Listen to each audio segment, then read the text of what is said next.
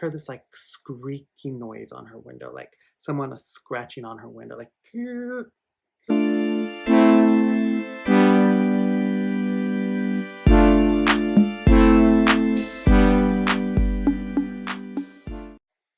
Hi everyone, it's me, SLJ. I'm here. I decided, give a little story time about something that's happened to me these last 15 years in Japan. And I do have a special guest. Her name, I don't know if you know her. She was Queer Eye in Japan, Watanabe Naomi. So I got this cute little figure a couple of weeks ago, and I decided to open her up while I tell you the story.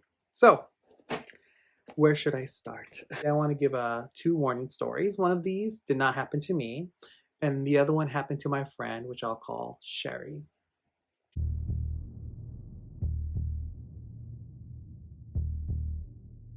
So I'll start with Sherry's story first.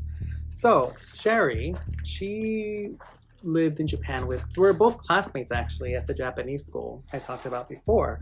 And she lived in a very ritzy area known as Shimokitazawa, which is, a place where you can buy really cheap used clothing. It's a really nice, fancy area. But when she lived there, it wasn't what it is now. This was over 14 years ago. So at that time, she was single and she was, looking to date, experience her time here in Japan. And she, went on a couple of dates with some guys, right? And, as usual, dates end, like, if you like the person, you might want to bring them home. And if not, what she tended to do, she wanted to meet people far away from home because it's safer, right? If you don't want to meet someone, it's like basically don't play while you shit, right? You don't want to be putting yourself in danger by showing or meeting people who might live in your area or might be able to find a way to see where you live. So smart of her, she ended up meeting on the other side of Tokyo at that time, which I think it was like somewhere like in Akihabara or Tokyo Station or something. So she went there on a date. The guy was kind of a creep. So she didn't. She just, had dinner and she left. She went home and, enjoyed her time. And I called her and she's like, yeah, that guy was a creep. Like, I don't want to, date him. It was an okay thing to do. So we thought it ended. But no. So what happened supposedly is she went home, she went to bed, she slept. And then she just heard this like squeaky noise on her window. Like someone was scratching on her window. Like, and before she knew it, she's like, what the fuck is going on outside? Like, is there like a bike, is there a squeaky bike outside and someone's walking around, or is there a cat? And she just kept on hearing this noise, like this scratch noise on her window, just over and over and over again. And she's like, what the F is this? So she ended up, opening her door and she looked in her kitchen. She's like, no, the sound's not coming from my kitchen. Where is this sound coming from? So she ended up going out her front door, looking outside, and she didn't see anybody. She's like, okay, maybe it's a cat. Maybe, there's a raccoon out here somewhere. She's like, whatever, I'm gonna go back to sleep. So she went back to sleep, and then all of a sudden she heard something drop. And then she's like, what the fuck? And then she opened her curtains. And, I don't know if you've lived in Japan, so there's two types of windows. There's the ones where it's a typical window. You can see like the person outside, right? Like, it's clear. Then there's the ones that are kind of like, have this like, I don't know, say, kind of like shower glass doors where like you can't see outside and no one can see inside. Like it has, I don't know what you say, what the word is. I can't think about it right now. I guess a haze. And she opened her window. She had one of the ones where you can see each other.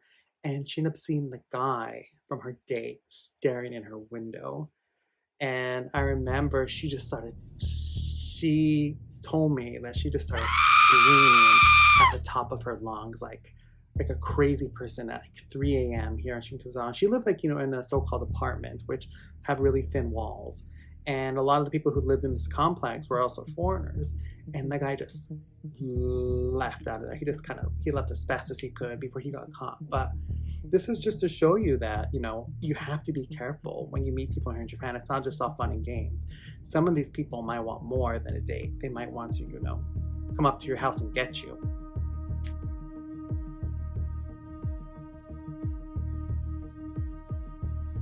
Now let's tell my story. So when I was yet single back in the day, I used to, use applications to meet people, talk to people, get to know people in the area.